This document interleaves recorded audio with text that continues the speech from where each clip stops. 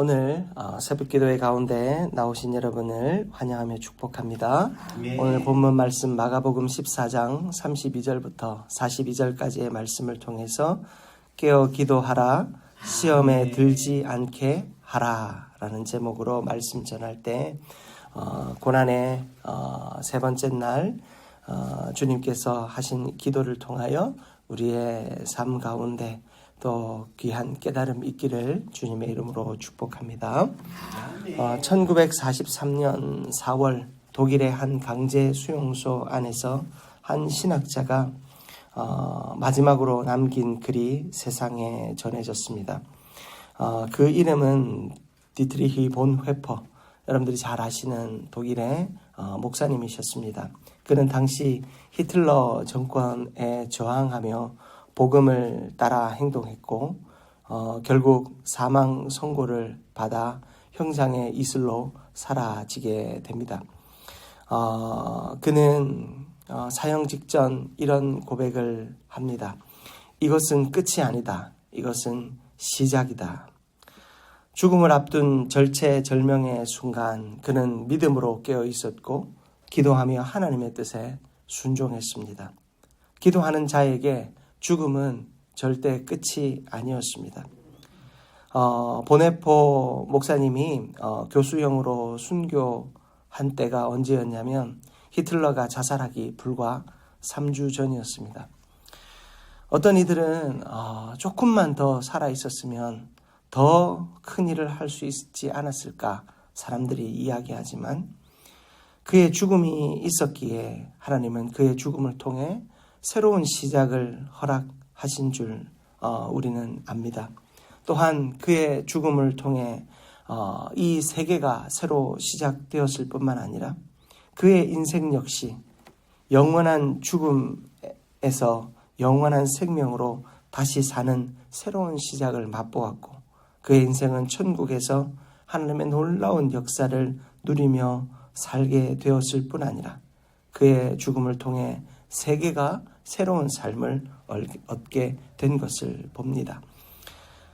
예수 그리스도께서는 우리를 위하여 모든 것이 끝나는 죽음을 맞이했지만 예수님의 그 죽음은 끝이 아니라 시작이었습니다.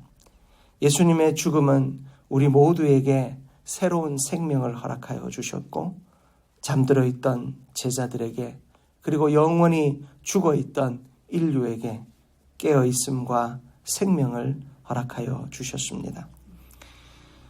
예수님의 곁에 잠들어 있던 제자들의 모습과 그들을 깨우시는 예수님의 모습을 통해 그리고 이 마지막 그의 기도를 통해 하나님께서 오늘 이 고난의 셋째 날 새벽 우리의 마음 가운데 깊이 찾아오실 수 있기를 주님의 이름으로 축복합니다. 아멘. 첫 번째 우리가 오늘 이 말씀을 통해 살펴볼 수 있는 것은 예수님께서는 고난 앞에서 기도로 나아가셨다라는 사실입니다.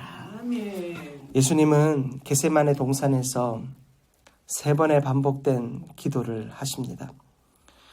그 기도의 핵심 내용은 34절에서 36절까지의 말씀을 통해 볼 수 있듯 이 잔을 내게서 옮기시옵소서.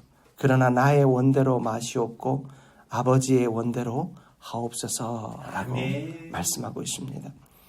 여러분 이것은 고난을 피하고 싶은 인간의 정직한 감정이면서도 그보다 더 크신 하나님의 뜻에 순종하려는 믿음의 결단이었습니다. 여러분 우리가 하나님 앞에 기도할 때 우리는 솔직하게 이야기합니다. 하나님께 솔직하게 우리의 믿음을 고백할 때 여러분 우리는 인간의 나약함도 보기도 하고 나의 이 부질없음, 내 소원의 부질없음과 내 인생의 부질없음도 보게 됩니다. 그러나 여러분 우리가 하나님 앞에 나의 민낯을 여전히 드러내면서 내가 이 고난을 피하고 싶고 이 사명을 피하고 싶고 하나님의 뜻을 돌이켰으면 하는 소원이 담겨 있지만 여러분 우리가 그 기도를 쉬지 않는다라는 것은 무엇을 의미합니까? 바로 하나님의 뜻이 내게 이루어질 것을 기다리기 때문에 우리는 기도를 쉬지 않는 것입니다. 예수님은 이 십자가를 향해 나아가는 그 모든 걸음에서 철저하게 자기 의지가 아니라 하나님의 뜻이 그 중심에 있음을 보여주십니다. 이것이 바로 성도의 기도의 본질이 아닐까 생각합니다. 나의 감정과 고통을 솔직히 아뢰되 하나님의 뜻에 자신을 복종시키는 저와 여러분들 되시기를 바랍니다. 아멘. 여러분의 모든 것을 아뢰십시오. 고통스러우면 아뢰고 피하고 싶어도 아뢰십시오. 그러나 하나님께서 그 모든 것을 이끌어 달라는 믿음의 고백이 그 기도 가운데 있어야겠습니다. 히브리서 5장 7절에 보면 그는 육체에 계실 때에 자기를 죽음에서 능히 구원하실 이에게 심히 통곡과 눈물로 간구와 소원을 올렸다라고 말씀에 기록하고 있습니다. 심한 통곡과 눈물과 간구와 소원을 올렸습니다. 그런데 그는 어떤 이에게 이 간구를 올렸냐면 능히 구원하실 이에게 이 기도를 했다라는 것입니다. 여러분, 능히 구원하실 이에게, 바로 하나님에게 우리의 소원을 아랜다면 여러분, 하나님이 우리를 구원하실 줄 믿습니다. 능히 하실 수 있는 이에게 우리의 소원을 아랜다면 하나님이 능히 하실 줄 믿습니다. 여러분, 우리는 그러한 믿음의 대상에게, 그런 신뢰의 대상에게, 능력의 대상에게 기도하고 있음을 꼭 기억하시기 바랍니다. 여러분, 무슨 기도라든 괜찮습니다. 그러나 그 기도 받으시는 분이 하나님이시라면 그 하나님께서 그 뜻을 이루어 주실 것을 믿는 믿음으로 구하시기 바랍니다. 그러면 고난의 그 삶에서, 또한 역경의 삶에서 피하고 싶고 또 도망치고 싶은 그 순간에서 하나님은 우리를 구원하실 것입니다. 그 은혜가 우리의 삶 가운데 가득하기를 축복합니다. 두 번째로, 제자들은 영적 무기력 속에 빠져 있었음을 봅니다. 여러분, 이 영적 무기력함은 우리를 참 힘들게 만듭니다. 예수님은 슬픔에 잠긴 제자들을 향해 깨어있으라, 시험에 들지 않게 기도하라 라고 말씀하십니다. 41절에 보면 세 번째 오셨다라는 것을 보면 예수님이 이 세 번의 반복되어진 기도와 권면을 제자들에게 계속해서 하고 계셨음을 봅니다. 깨어있으라, 시험에 들지 않게 기도하라 라고 하는 그 권면 앞에서 제자들은 너무나도 약했습니다. 마음은 원이로되 육신이 너무나도 약했던 것입니다. 40절에 보면 다시 오사 보신즉 그들이 자니 이는 그들의 눈이 심히 피곤함이라. 그들이 예수께 무엇으로 대답할 줄을 알지 못하더라. 도무지 예수님께 할 말이 없었어요. 부끄러워서. 예수님께서 그렇게 간절함으로 부탁하시는데 부끄러워서 할 말이 없었어요. 그만큼 이 제자들은 영적 무기력함에 빠져 있었습니다. 37절 보십시오. 37절 보면 시몬아 자느냐, 네가 한 시간도 깨어 있을 수 없더냐. 시몬아 자느냐, 이 예수님의 말씀에 한켠에는 실망감과 한켠에는 그래도 나를 위해 제발 좀 기도해다오 간절함이 묻어 있지 않습니까? 38절에 말씀하십니다. 시험에 들지 않게 깨어 있어 기도하라. 시험에 들지 않게 깨어 기도하라. 여기서 예수님은 잠든 육체의 문제만이 아니라 깨어있지 못한 영혼의 상태를 지적하고 계십니다. 고난의 날에는 마음이 무너지고 현실이 무겁게 느껴지며 기도보다 잠을 택하고 싶을 수 있습니다. 그러나 깨어있지 않으면 우리는 그날을 준비할 수 없습니다. 베드로는 닭이 울기 전에 예수님을 3번 부인했습니다. 겟세마네에서 깨어 기도하지 못했던 베드로는 영적 싸움에 준비 없이 넘어지게 된 것입니다. 예수님께서 3번이나 이 사건을 이 일을 반복하시면서 베드로가 그 깨어있지 못했음을 깨닫게 하십니다.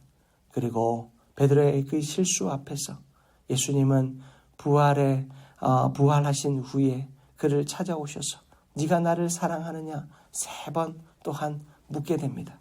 여러분 이 모든 것이 기도의 모습을 우리에게 보여주는 것입니다. 준비되지 못한 자, 기도하여 준비되지 못한 자는 하나님의 고난의 날에 심판의 날에 넘어질 수밖에 없습니다. 여러분 닭 울기 전에 예수님을 3번 부인하였던 베드로의 모습과 그리고 겟세마네 동산에서 3번이나 깨어있지 못하여 영적 싸움에서 준비되어지지 못했던 베드로의 모습을 기억하시기 바랍니다. 오늘날의 성도들은 바쁨과 피곤함과 마음의 무거움으로 기도의 자리를 참 놓치기 쉽습니다. 너무 피곤하여서 밤이 너무 길고 밤이 너무 고나여서 새벽에 또 기도의 자리를 우리가 많이 놓치고 살아가는 것 같습니다. 그러나 우리가 기도의 무릎을 꿇지 않는다면 세상의 유혹과 시험 앞에 서 있을 수 없습니다. 우리는 기도해야 합니다.